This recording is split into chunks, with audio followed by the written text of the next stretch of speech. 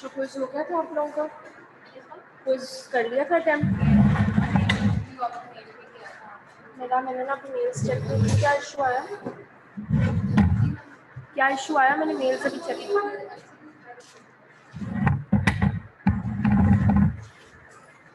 बाकी सबका हो गया क्विज?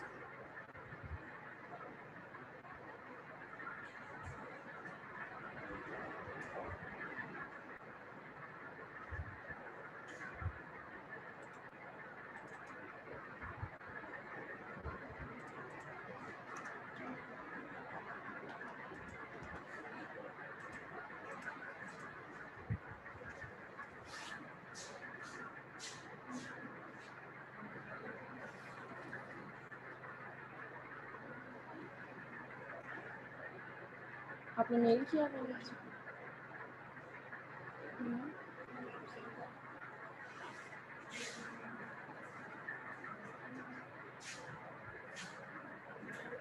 हाँ, ये इल्यूजन है ना,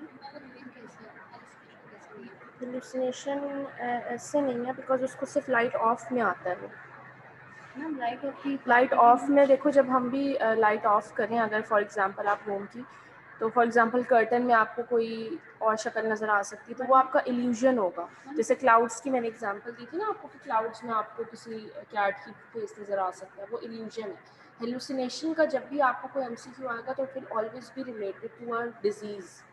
हेलुसिनेशन एक नॉर्मल बंदे को नहीं आती, ठीक है। हेलुसिनेशन में हमेशा कोई डिजीज़ की या तो हिस्ट्री होगी या किसी ड्रग ओवरडोज की हिस्ट्री होगी। Hallucination is that. Madam real में हमें पता थी कि रियल स्टिमुलस होता है, बट अगर हमें हॉस्टल के जा रहे हैं तो रियल स्टिमुलस है ना, उसको बहुत ज़्यादा रियल स्टिमुलस पर है। हम एक रियल में तो ये नहीं था कि कोई चीज़ पहले से मौजूद है और हम उसको मतलब माइंड में इमेजिन करके कुछ बना रहे हैं। तो हमने जो क्लाउड्स की एग्जांपल पढ़ी थी, वो क्या था, इल्यूजन था कि हेलुसिनेशन था? तो इट वाज मोर और लेस द सेम थिंग, कि लाइट ऑफ करके उसको वॉल्स में लगता है कि कोई मॉन्स्टर है, दैट इज़ अ इल्यूजन। अगर हम लोग रियल इसको हेलुसिनेशन को देखें तो ये विजुअल हेलुसिनेशन नहीं आता। वही मैं आपसे बात करूँ ना, हेलुसिनेशन का जब भी आपको कोई इस तरह का क्वेश्चन आएगा तो उसमें हमेशा कोई आपको हिस्ट्री दी जाएगी कि पेशेंट शिज़ोफ्रेनिक है, या पेशेंट जो है वो कोई हाई फीवर के साथ प्रेजेंट कर रहा है जिसकी वजह से हेलुसिनेशन उसको हो रही है। उसमें हमेशा कोई आपको इस तरह की डिजीज़ दी जाएगी। ऐसा नहीं होगा कि बंदा नॉर्मल बंदा लाइट ऑफ करेगा तो उसको हेलुसिनेशन नहीं हम कहेंगे, उसको हम इल्यूजन कहेंगे।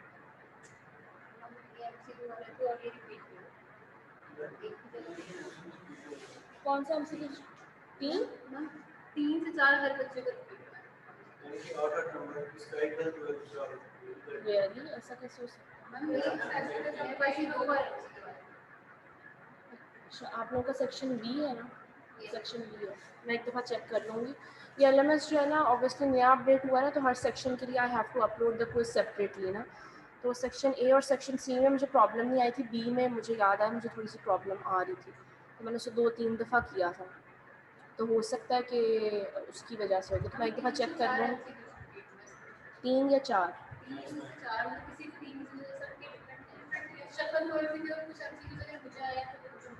अच्छा, डिफरेंट आ रहे थे वो, पे क्वेश्चन बैंक का इशू आया है ये, मुझे लग गया था आप लोगों के सेक्शन के साथ ये इशू आया था मुझे उस वक्त। चले मैं इसको देख के ना फिर आप लोगों को कल बताती हूँ।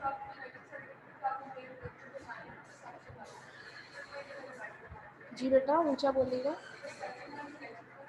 परसेप्शन वाला जो लेक्चर था क्या हुआ उसमें? परसेप्शन वाला पूरा लेक्चर रिपीट कर रहे हैं? उसकी रिकॉर्डिंग आपने सुनी है बेटा? आप रिकॉर्डिंग एक दफ़ा सुनो उसकी, ठीक है। नेक्स्ट हमारा जो लेक्चर होगा ना फ्राइडे को, ठीक है, उसमें आप पहले रिकॉर्डिंग सुन के आएँ ताकि आपको एटलीस्ट कुछ तो नॉलेज हो उसके बारे में, ठीक है। उसकी रिकॉर्डिंग सुन के और फिर जो आपका क्वेश्चन होगा उसको हम जो है कर लें, ठीक होगा। ओके, नेक्स्ट लेक्चर आज का हम स्टार्ट करते हैं। Today we are going to B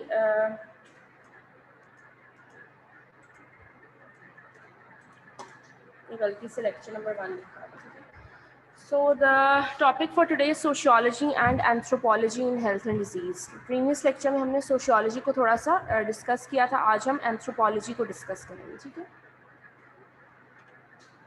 So the outline for today's lecture is what is anthropology, what is culture understanding culture in health care, influence of culture in health care and culturally sensitive clinical assessment. पीछे तक मेरी आवाज़ आ रही है?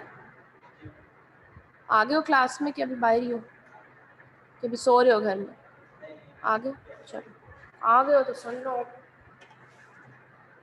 ठीक है। So what is anthropology? Anthropology की definition अगर हम देखें तो it is a study of evolution of civilizations, their social characteristics, languages, cultures and ways of life.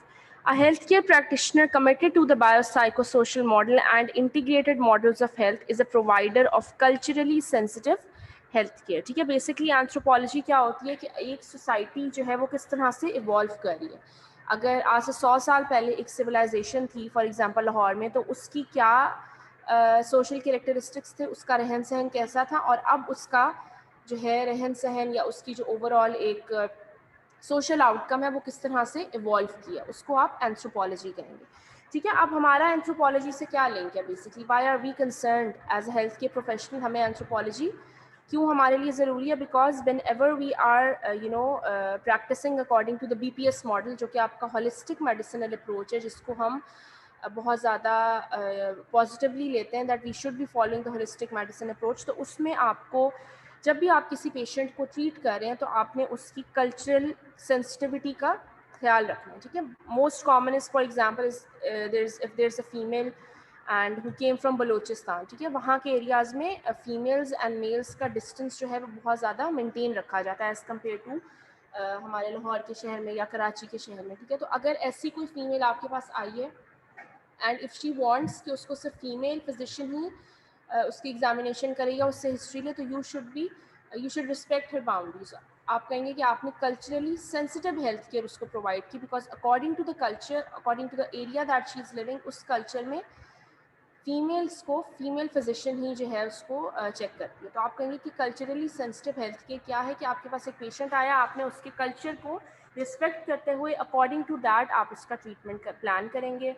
Treatment plan में सिर्फ उसकी प्रिस्क्रिप्शन ही, अकॉर्डिंग टू द जो भी पेशेंट की डिमांड्स हैं, जो पेशेंट ने आपसे बातचीत करनी है, वट वो सारी कल्चरली सेंसिटिव में आनी चाहिए, ठीक है। तो एंथ्रोपोलॉजी क्या हुआ, ये समझ आ गया सबको, that how are we evolving as a civilisation, ये social characteristics, languages, cultures and ways of life. अब लैंग्वेज जो है वो पंजाबी है फॉर एग्जांपल, अब पंजाबी में भी बहुत सारे आगे वेरिएंट्स हैं according to the area the people are living. तो किस तरह से ये चीज़ इवॉल्व कर रही है विद टाइम, उसको आप एंथ्रोपोलॉजी कहोगे, ठीक हो गया। Any questions up till now? Next is what is culture? Culture, it is a set of values, mores, beliefs, and perceptions of the world that are passed from one generation to the next. It is also called our social heritage. ठीक है, culture is basically वो values, वो beliefs जो कि हमें अपने बड़ों से मिली होती हैं, ठीक है। दिस इज समथिंग जो कि हम अपने एल्डर्स से सीखते हैं, ठीक है। इट इज़ समथिंग जो कि हमें अपने इन्वायरमेंट में से मिलता है, हमारे पास इनबॉर्न नहीं होता, या हमारे पे you can say that this is something which is जो कि whenever we are for example अगर आप कश्मीर में पैदा हुए हो या आप कराची में पैदा हुए हो, तो according to that area, according to that civilization, जो बिलीफ आपको दिया जाएगा from your elders at the time of your birth, that is your culture, ठीक है। उसमें आपका वे ऑफ ड्रेसिंग आ सकता है, आपका वे ऑफ स्पीकिंग आ सकता है, जो आपकी लैंग्वेज परसेप्शन आ सकती है, सारी चीज़ें आपके कल्चर का पार्ट होती हैं। It is what makes are species human and set us apart from other species, ठीक है।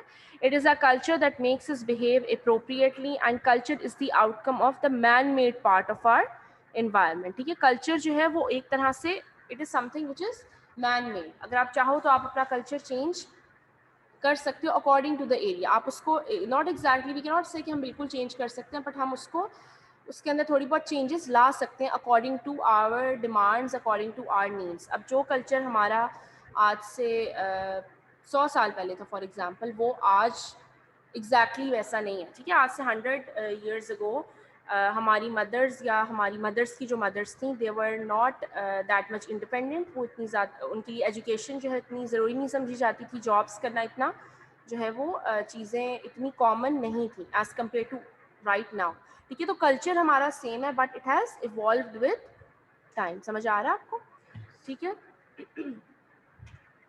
So culture is always a dynamic process, ठीक है। कभी भी आपका कल्चर जो है वो स्टैटिक नहीं रहता कि एक जो चीज़ कल्चर में आ गई है, it is never going to remain the same. वो with time according to your needs it is going to be changing.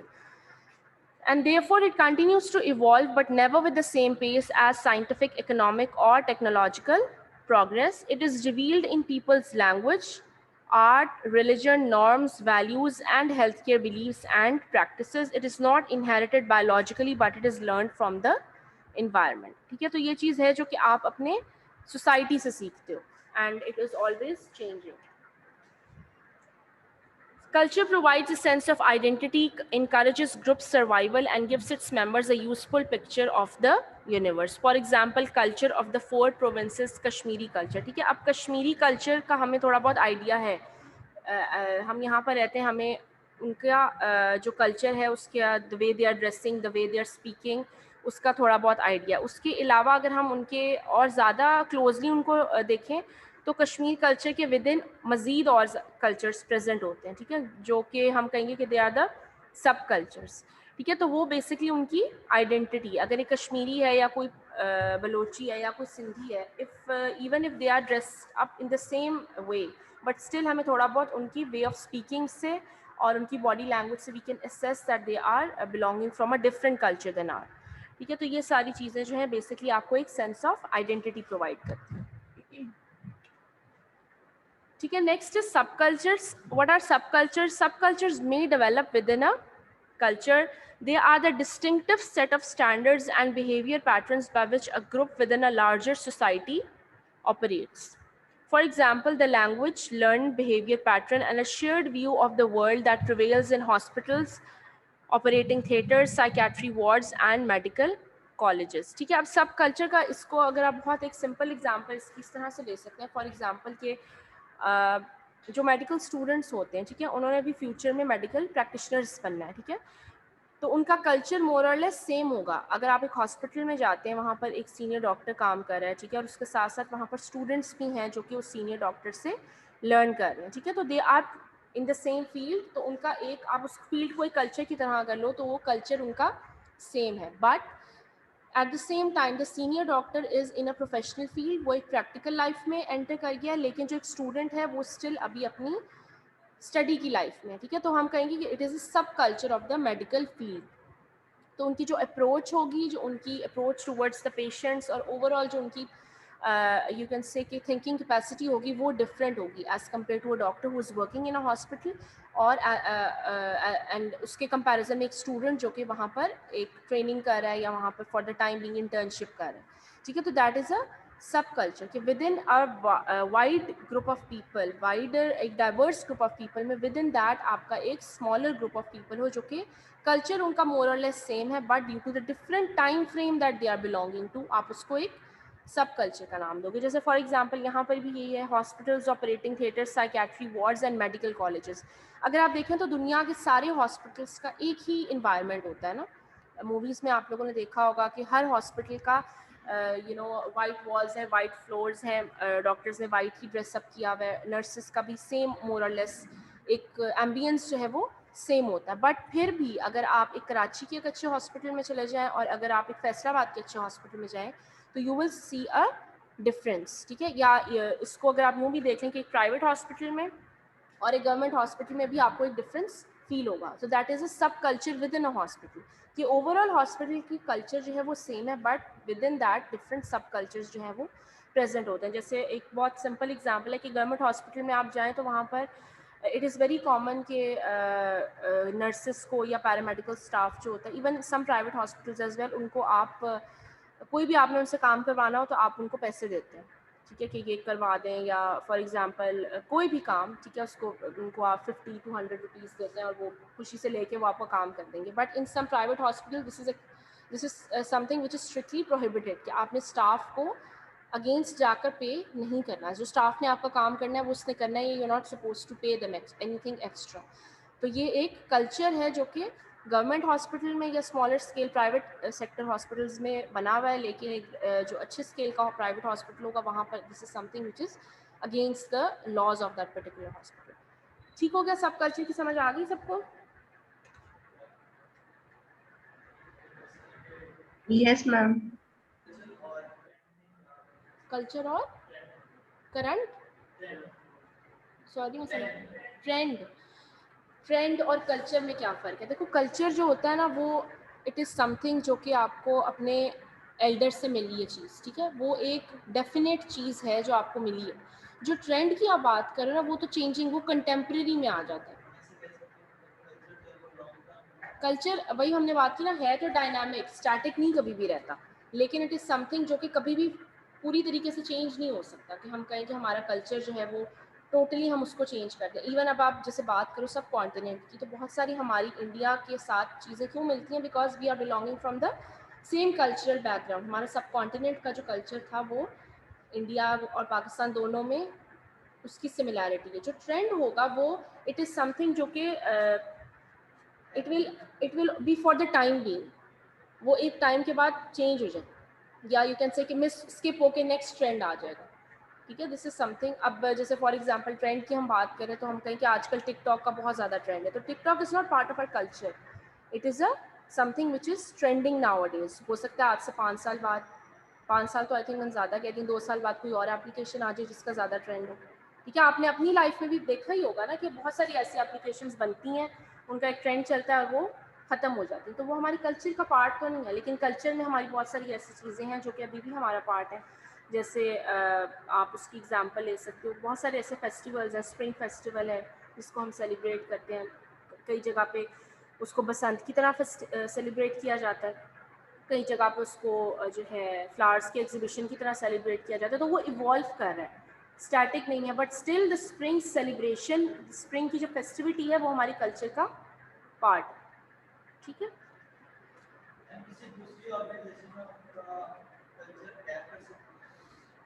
तो आपकी तो बेटा मर्जी है ना, आप जो जिस मर्जी का कल्चर आपको, मैं कल से कश्मीरी हूँ, हाँ हाँ, तो वही बात है ना कि ये दिस इज समथिंग जो कि इवॉल्व कर रहा है। अब देखा जाए तो वो होली जो है वो उनका रिलीजियस एक वो है, आई डोंट नो उसका क्या रिलीजियस बैकग्राउंड है, लेकिन उनका एक रिलीजियस फेस्टिवल है, उसको हम अगर अडॉप्ट कर लें तो वो कल मतलब कुछ लोग कहेंगे कि this is something which is part of our culture, उसको हम अडॉप्ट कर सकते हैं, तो ये अब ये चीज़ ट्रेंडिंग में नहीं आएगी, ठीक है, बिकॉज दिस इज समथिंग जो कि पुरानी एक चीज़ है जिसको आपने अब अडॉप्ट कर लिया, कुछ लोग अडॉप्ट करेंगे कुछ नहीं करेंगे, ठीक है।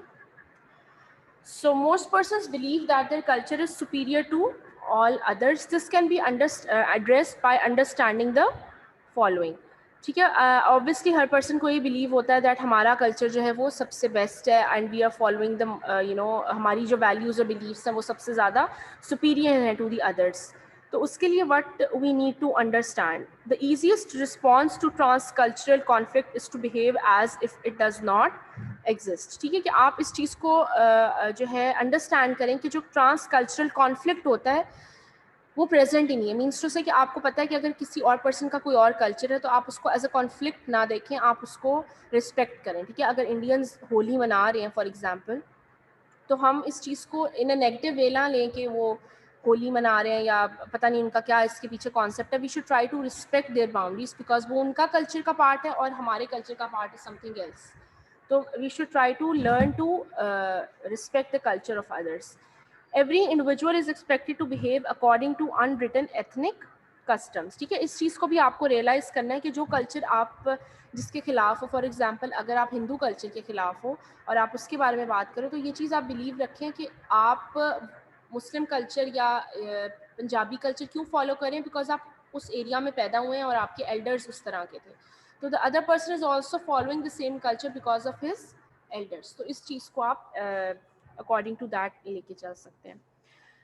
One can make mistakes in the transcultural conflict, but one should readily accept and acknowledge them and learn never to repeat. कि अगर आपसे कोई ट्रांसकल्चरल कॉन्फ्लिक्ट हो भी गया है, फॉर एग्जाम्पल अगर आपने किसी के कल्चर को बुरा कहा है and you think that this is something which is against the laws of nature या एनीथिंग, तो आपने इस चीज़ को एक्सेप्ट करना है दैट दिस इज जो आपने किया है that is something which is wrong. Means to say कि आपने किसी के कल्चर के बारे में बात नहीं करनी, you should try to respect their boundaries and try to follow your own culture, ठीक है। Understanding culture in healthcare. Beliefs, values, norms, mores, folkways and laws form the fabric of the society. ठीक है, इन सब की अभी हम definitions देखते हैं. They are the basis for social control and the do's and don'ts of the culture. ठीक है, वन बाय वन इनको देखते हैं कि बिलीव्स क्या हैं, वैल्यूज, नॉर्म्स, इनका डिफरेंस क्या है। ठीक है, सबसे पहले आ जाते हैं बिलीव्स।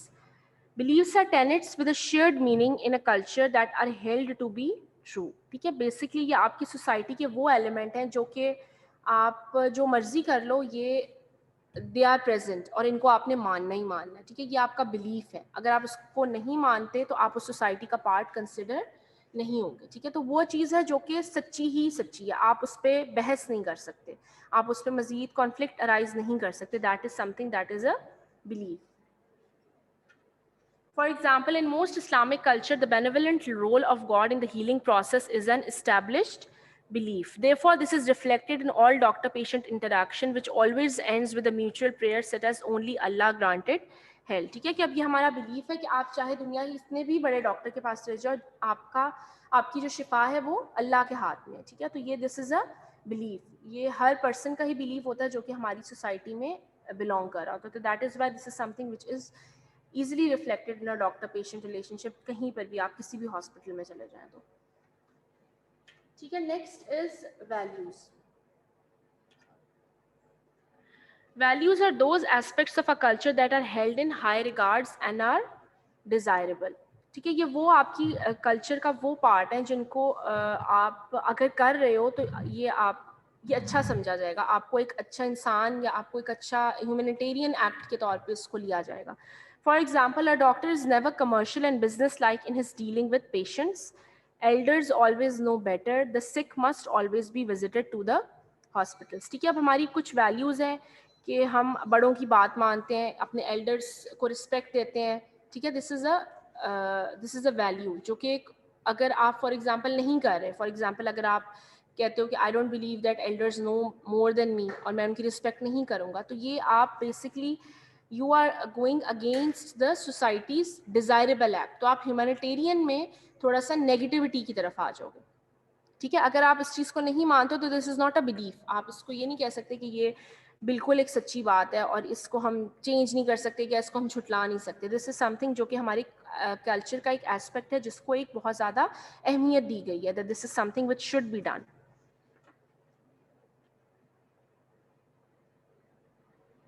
ठीक है, next are norms. Norms refers to the principles of right and wrong action and the rules and laws that governs the acceptable and unacceptable behavior in a society. ठीक है, अब norms क्या होते हैं? बेसिकली norms का आप इसको इस तरह से देख सकते हो कि एक चीज़ राइट और रॉन्ग के बीच में बिल्कुल एक स्ट्रेट लाइन जो है वो बना दी गई कि this is right and this is wrong. ठीक है, वैल्यूज़ जो हैं उसमें कुछ राइट एंड रॉन्ग नहीं है. अगर आप जैसे एल्डर्स की बात हमने की या फॉर एग्जांपल अगर डॉक्टर की बात की कि डॉक्टर्स जो है वो कमर्शियल अपना एटीट्यूड ना रखें, बहुत ज़्यादा एक ह्यूमैनिटेरियन एक्ट रखें, तो अगर वो कमर्शियल एक्ट अपना रख रहा है और वो एक अमीर पेशेंट से 10 गुना ज़्यादा चार्ज कर रहा है तो उसको उसके खिलाफ कोई लॉ नहीं है कि उसको आप जेल में कर दो या उसका आप लाइसेंस कैंसिल कर दो. ठीक है, ये उसकी अपनी वैल्यूज़ हैं जिनको वो फॉलो नहीं कर रहा, बिकॉज राइट एंड रॉन्ग के बीच में कोई डेफिनेट डिमार्केशन नहीं की गई. जब राइट एंड रॉन्ग के बीच में डेफिनेट डिमार्केशन की है तो वो आपका एक नॉर्म बन जाता है. ठीक है, for example abortion, euthanasia, intake of alcohol and heroin. ठीक है, अब एबॉर्शन जो है वो हमारे मुल्क में it is a legal crime. वो एक नॉर्म है that this is something which is not suppose to be done in whatsoever the circumstances is until and unless the mother's life is in severe danger. आप abortion नहीं करवा सकते. Same as for euthanasia. क्या होता है euthanasia?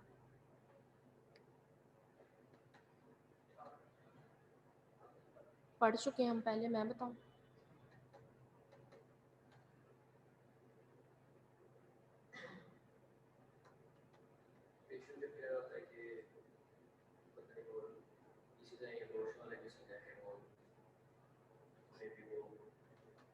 ऐसा मुझे अगर वाइवा दिया ना कि ऐसे कुछ सीन होता है मैम, यूं ही होता है, तो फिर सीन वाली मार्क्स आएंगे तुम्हारे, सीन होंगे सिर्फ 0.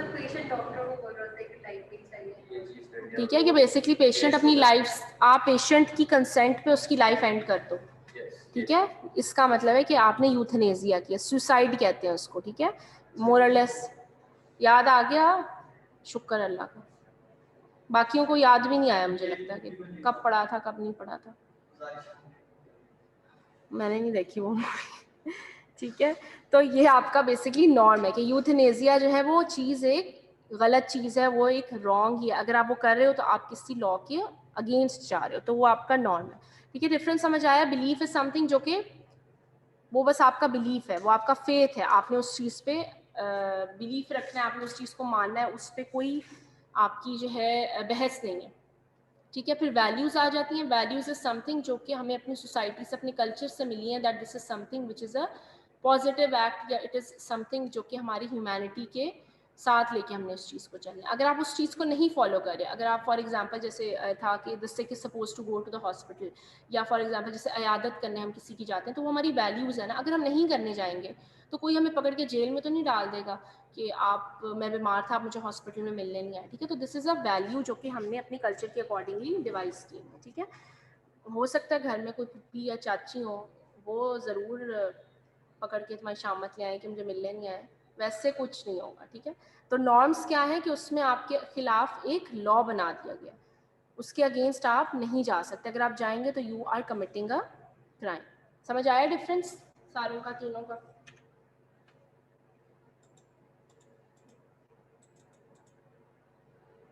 अच्छा, अब नॉर्म्स को हमने डिवाइड किया है थ्री, उसमें ना थ्री टाइप्स ऑफ नॉर्म्स है हमारे पास। They are divided into three types on the basis of the kind of disapproval that results when they are violated. ठीक है, उसमें हमारे पास फोकवेज हैं और मोर्स। फोकवेज क्या होते हैं? They are customary patterns of everyday life that specify what is socially correct. For example, offering seat to a lady elder, calling doctor sahib or sahiba and not call parents by their name.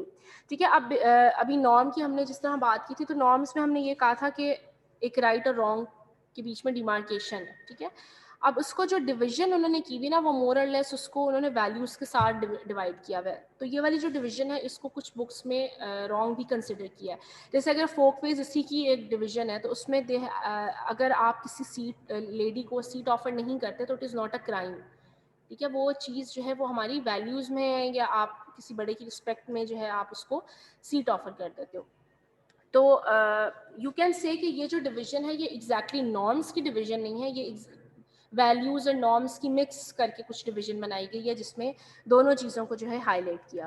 ठीक है, तो Folkways में basically आपकी cultural everyday life की वो चीज़ें आ जाती हैं जो कि आप फॉलो करते हो, जो कि सोशली एक्सेप्टेबल चीज़ें हैं, या कि सोशली मोर जिनको डिज़ायरेबल समझा जाता है। ठीक है, उसके बाद आ जाते हैं mores. Mores are considered vital for the group's welfare and survival, thus making them very important, and define what is morally right and wrong, and violation of them leads to disapproval and punishment. For example, respect for the sexual boundaries that leads to imprisoned and killed or ostracized. ठीक है, अब Morse basically वो आपकी society के part हैं कि अगर आप वो नहीं कर रहे, ठीक है, एक ऐसी चीज़ है जो कि मॉरली राइट और रॉन्ग है। ठीक है, अगर आप उसके अगेंस्ट जा रहे हो तो आपको पनिश किया जाएगा। या जैसे गांव देहातों में होता है ना, पंचायत बुला ली जाती है, बरादरी से अलग कर दी जाती है, तो ऑस्ट्रसाइज इज मीनिंग कि आपको बरादरी से निकाल दिया जाना। ठीक है, कि बेसिकली आपको बरादरी से निकाल दिया, या आपको जेल करवा दी, या आपको कोई एक पर्टिकुलर सॉर्ट ऑफ पनिशमेंट जो है दी गई है। मोर्स जो है वो एक लॉ नहीं है स्टिल। ठीक है, it is not considered a crime as yet, but still it is something जो कि मॉरली बहुत ज़्यादा एक एक्सेप्टेबल बात है। अगर आप उसके अगेंस्ट जाओगे तो वो आपको पनिशमेंट दी जा सकती है, but still it is not a crime. ठीक है, उसके बाद मोर्स के बाद हमारे पास लॉज आ जाते हैं। Laws are formally compiled written rules and regulations coded after debate and deliberation. For example, abortion is legally prohibited and also against our mores in Pakistan.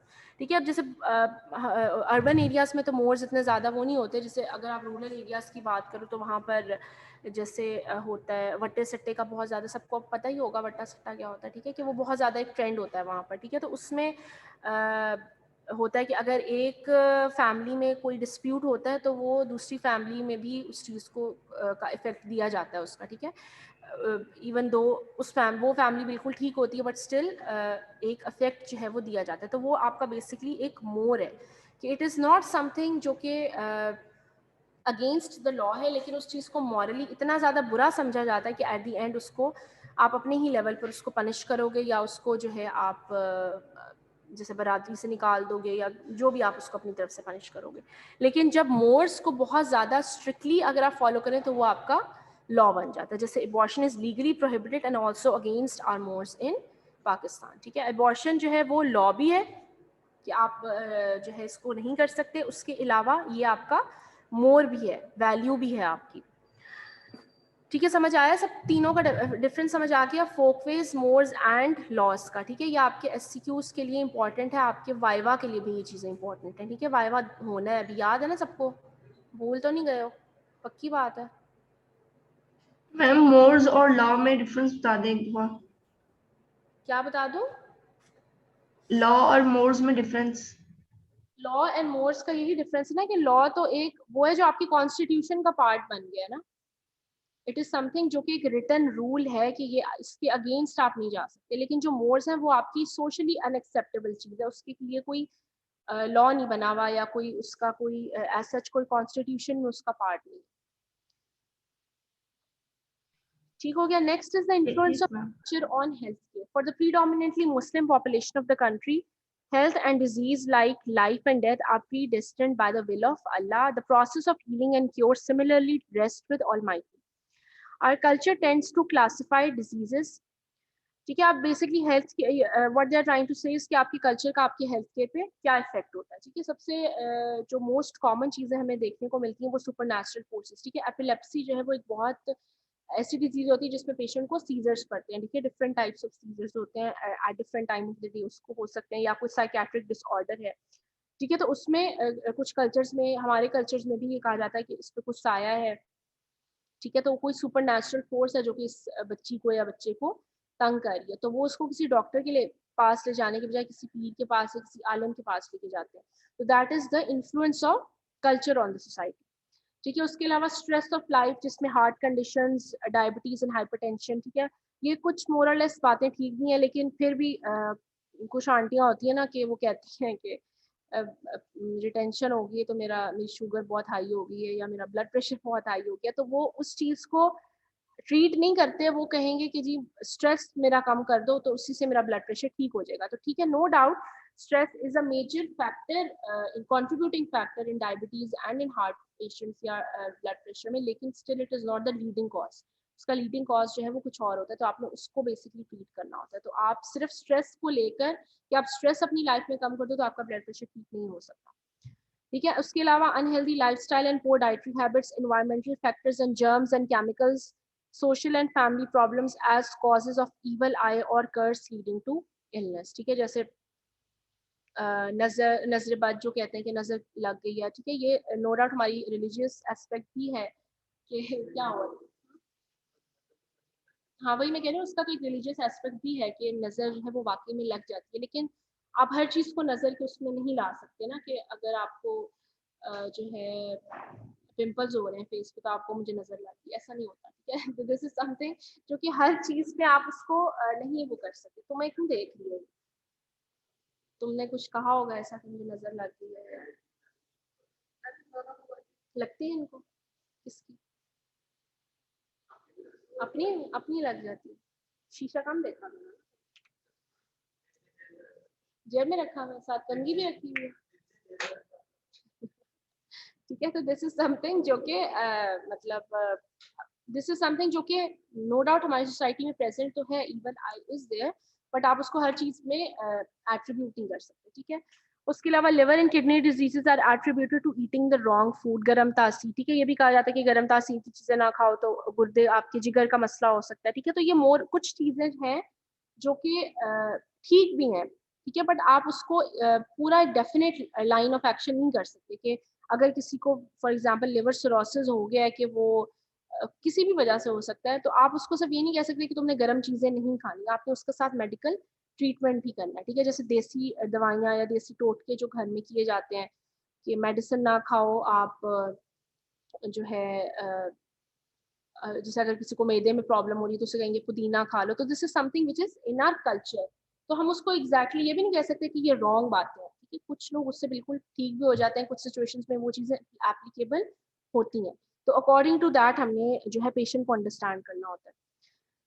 Cultural views on treatments and interventions are largely diverse and vary with social class, educational background, urban and rural setting.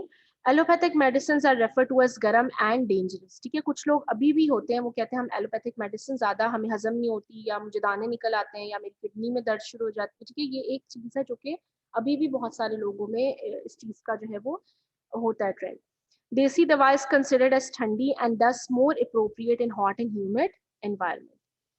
Most preferred and first line of treatment in our culture are household remedies and herbs based on past experiences, supplemented by prayers, peer, local faith healers, सदका and तावीज, ठीक है। कि sir में दर्द हो रही है, जाओ दादा अब्बू से कहो तुम्हें दम कर दे, ऐसे कहते हैं, ठीक है। तो दम भी करवाते हैं, ठीक है। तो वो अब बात ये कि कुछ लोगों के लिए वो चीज़ इतनी ज़्यादा, बिकॉज उनका उस पर बिलीफ भी होता है, ऑब्वियसली जो वो दम में वो चीज़ पढ़ रहे होते हैं वो वर्सेस ही होती है ना, हमारे कुरान के वर्सेस होते हैं, ठीक है। तो वो हाँ हाँ, तो वो दम की, ठीक है। तो वो सब चीज़ें नो डाउट जो है क्या हुआ, नो डाउट वो चीज़ें आपकी प्रेजेंट होती हैं, तो हम इसको अभी भी ये चीज़ें हैं, तो this is something which is a part of our culture, और हम उसको उससे ना ही तो निकल सकते हैं और ना ही हम इनको बिल्कुल निगेट कर सकते हैं, ठीक है। Inhuman methods of treatment used by Aamil for psychiatric disorders, ठीक है। जैसे बहुत सारे अजीब गरीब किस्म के जो आमिल्स होते हैं वो साइकेट्रिक डिसऑर्डर्स के लिए बहुत ही अजीब बातें करेंगे कि जाओ पता नहीं कौन से बकरे की सिरी इस वक्त कटी हुई हो और ऐसी हो तो ये लेके आओ, करते हैं ना। तो this is something which is inhumane, this is something which does not make any sense at all, इसकी कोई मतलब तुक नहीं बनती, और वो आपसे उस तरह की हरकत करवाते हैं और लोग करते भी हैं, ठीक है, ठीक है। हाँ, मतलब काफी कुछ होता है, तो वो दिस इज समथिंग जो कि पार्ट ऑफ कल्चर है, और इसको हम खत्म नहीं कर सकते। शायद आज से 10 साल तो नहीं, शायद 100 साल बाद खत्म हो जाए, अभी तो नहीं। ठीक हो गया, आगे चले। Next is culturally sensitive clinical assessment, ठीक है। अब क्लिनिकल असेसमेंट कल्चरली सेंसिटिव का मतलब ये है कि आपके पास एक पेशेंट आया तो आपने अकॉर्डिंग टू हिज कल्चर उसकी असेसमेंट किस तरीके से करनी है, ठीक है। It may be not required in all patients और not always at the start of our treatment plan, ठीक है। अब जरूरी नहीं है कि आपके पास जो पेशेंट आया आप पहले ही उससे, हो सकता है कि वो पेशेंट एक एजुकेटेड हो, या फॉर एग्जाम्पल उस पेशेंट की से आपको ना पता लग रहा हो कि वो किस कल्चर से बिलोंग करता है, तो it is something which is not exactly necessary कि आप हर अपनी अपॉइंटमेंट में आप पेशेंट के कल्चर को समझने की कोशिश करें। दिस इज समथिंग जो कि कुछ पेशेंट्स में आपको इसकी ज़्यादा ज़रूरत पड़ती है because of the different culture diversity they belong to. The following questions can be asked in a clinical setting to ensure a deeper cultural understanding of the patient. What do you call your problem? What do you think has caused your problem? And how do you think it started? And what course do you think it will take? ठीक है। अब आप patient से पहले ये सब question जब करोगे तो आप उसको बेसिकली आप उसके कल्चर को अंडरस्टैंड करो, ठीक है। अगर पेशेंट एक आपके पास आया है जी किडनी स्टोन्स के साथ, ठीक है, तो आप उससे पूछेंगे कि क्या प्रॉब्लम आपके ख्याल में क्या हुआ है आपके साथ, ठीक है। तो अगर पेशेंट कह रहा है कि मुझे गुर्दे में दर्द हो रही है बहुत ज़्यादा, और आप उससे पूछेंगे अच्छा आप क्या वजह है, किस क्यों हुई होगी आपको, what do you think about it. तो अगर वो कहे कि मैंने फॉर एग्जांपल मैं जो है मैं पेन किलर्स बहुत ज़्यादा लेती हूँ, इस वजह से मुझे लगता है ये हो गया है, या फॉर एग्जांपल अगर कोई पेशेंट कहता है कि मैं बहुत ज़्यादा गर्म चीज़ों का इस्तेमाल रखती हूँ, इस वजह से मुझे ये प्रॉब्लम है, तो this is the different cultural background that they belong to. तो अकॉर्डिंग टू दैट फिर आप पेशेंट की काउंसलिंग करेंगे या उसके ट्रीटमेंट प्लान को लेके चलेंगे, ठीक है। रिकमेंडेड अप्रोच क्या है for culturally sensitive health professional के लिए, इज लर्न, एल से listen, explain, acknowledge, recommend and negotiate, ठीक है। कि पहले आप पेशेंट की बात सुने, उसको सुनने से आपको उसकी कल्चरल बिलीफ का या उसकी कल्चरल वैल्यूज का आपको थोड़ा बहुत अंदाजा होगा, देन अकॉर्डिंग टू दैट आप उसको एक्सप्लेन करेंगे। After that you should acknowledge the culture that they belong to, ठीक है। आपने पेशेंट के सामने उसके कल्चर को बुरा भला नहीं कहना या कॉन्फ्लिक्ट जाहिर नहीं करना, आपने रिस्पेक्ट करके उसको बहुत एक अच्छे तरीके से you have to explain it to it. Then recommend the treatment that you want and then negotiate according to that, क्योंकि ज़रूरी नहीं होता कि जो ट्रीटमेंट प्लान आप पेशेंट को ऑफर करें वो ट्रीटमेंट फॉरन से पेशेंट जो है उस चीज़ को अडॉप्ट कर ले, हो सकता है वो उसके अगेंस्ट हो या वो चीज़ करनी उसके लिए मुश्किल हो, तो वो फिर उसके बाद आप निगोशिएट करोगे कि आप अच्छा आप ये इस तरह नहीं कर सकती तो आप ऐसे करके देख लें, this is going to help you. तो this is the recommended approach for culturally sensitive health professional, कि आपके पास अगर डिफरेंट जैसे अब यहाँ पर तो शायद इतना नहीं होता, लेकिन आप जैसे जाएँ जो लाहौर के भी इवन बड़े हॉस्पिटल हैं जैसे कार्डियोलॉजी है या मुल्तान का निश्तर हॉस्पिटल है, वो ऐसे हॉस्पिटल्स हैं जहाँ पे डिफरेंट शहरों से लोग आए थे। मुल्तान का निश्तर हॉस्पिटल है, वहाँ पर साहिवाल के गांव से भी लोग आए होंगे, मुल्तान के अच्छे जो एजुकेटेड लोग हैं वो भी आए होंगे, because this is the only एक अच्छा बड़ा हॉस्पिटल वहाँ पर वो ही है। ठीक है, तो अकॉर्डिंग टू दैट फिर आपको उसके अकॉर्डिंगली जो है कल्चर्स, डिफरेंट कल्चर्स के अकॉर्डिंगली आप पेशेंट की इस चीज़ को जो है असेस करते हैं। ठीक हो गया? कोई क्वेश्चंस? अटेंडेंस की अपनी आप लोगों ने? Any questions up till now?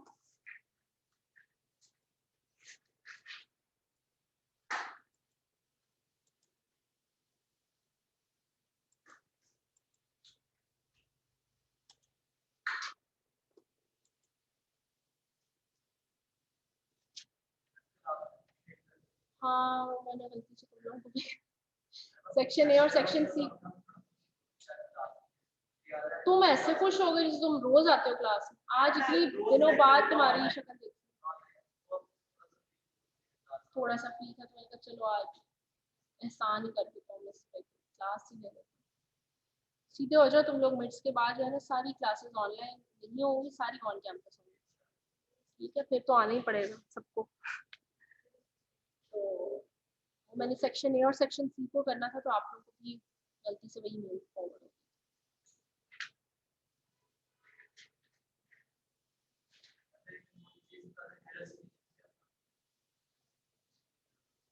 कौन सा वाला है? हाँ, तो इल्यूजन इसलिए था बिकॉज हेलुसिनेशन की जब हमने बात की थी, तो हेलुसिनेशन में ठीक है विजुअल स्टिमुलर होता है, बट इसमें ऑलरेडी ऑलवेज जो है कोई हिस्ट्री होगी किसी या तो ड्रग ओवरडोज की, या हाई फीवर की होगी, या किसी साइकेट्रिक डिजीज की होगी, तब आपको हेलुसिनेशन। बैठे बैठे आपको हेलुसिनेशन, एक नॉर्मल बंदे को हेलुसिनेशन नहीं आती। ठीक है, अब आप रात को अगर लाइट अपने कमरे की ऑफ करें और आपको कर्टन में फील हो रहा है कि कुछ सांप चल रहा है या तो वो आपकी इल्यूजन है, it is not a hallucination. ठीक है, इसकी सबसे सिंपल एग्जांपल थी जो हमने क्लाउड्स के साथ की। क्लाउड्स में आप एक विजुअल स्टिमुलाई भी प्रेजेंट होता है, बट स्टिल आप क्लाउड्स के साथ किसी और चीज को एसोसिएट कर रहे हो, तो वो आपका इल्यूजन है, नॉट अ हेलुसिनेशन। हेलुसिनेशन आप समझो कि ये समथिंग नेगेटिव में चला जाता है, इल्यूजन तो आप कुछ भी हो सकता है।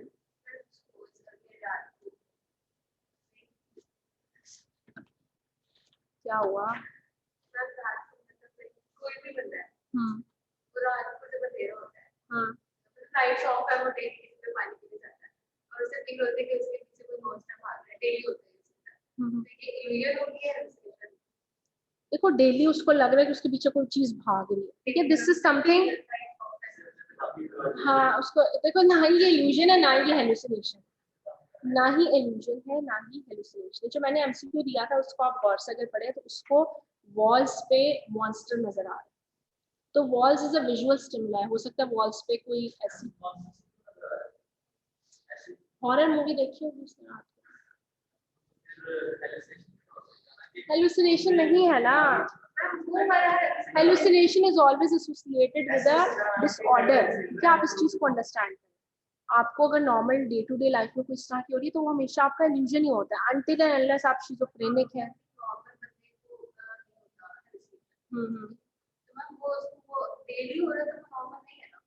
हाँ, फिर तो वो नॉर्मल है। देखो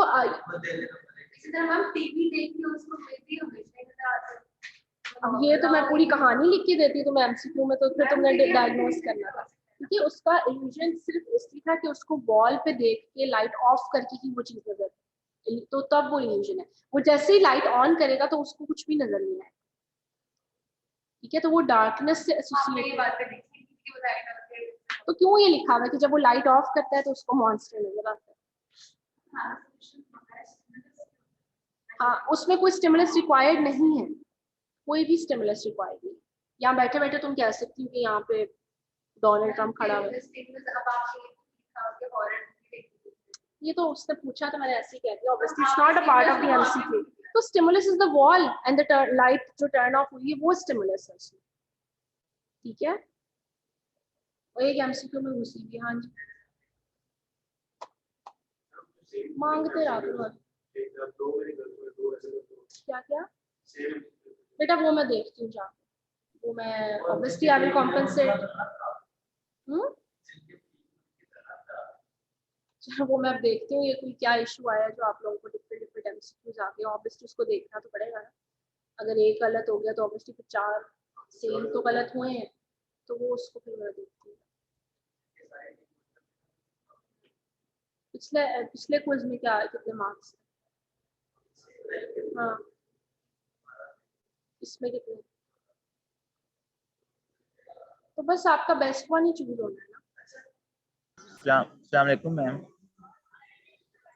हो गए रेंजन? मैम दे दो मुझे। जी बेटा। मैम वो आपको मैंने मेल की थी, मैं फकर बोल रहा हूँ कि मेरा ना क्विज 56 सेकंड के बाद क्लोज हो गया था ऑटोमेटिक, तो मैंने आपको उसी टाइम मेल की थी, तो उसका अंदाजा क्या कुछ हो सकता है? बेटा आपकी आवाज नहीं आ रही मुझे सही से ना, समझ नहीं आ रहा, आप मुझे ईमेल कर दो। मैम मेल की हुई है आपको, आप मेल रीड कर लीजिएगा और मुझे रिप्लाई कर दीजिएगा, आपको मैंने उसी टाइम क्विज के टाइम मेल कर दी। ठीक है। Okay ma'am. ठीक है, अगर किसी का क्विज रह गया था ये वो, तो फिर जो पिछला क्विज था बेटा उसका मार्क्स आपके उसके ऐड होंगे ना। तो ये 2 क्विज लेने का मकसद ये था कि जो आपके जिसमें ज्यादा मार्क्स होंगे उस क्विज के मार्क्स आपके ऐड। ठीक है, तो क्या हम going to end the meeting now इंशाल्लाह।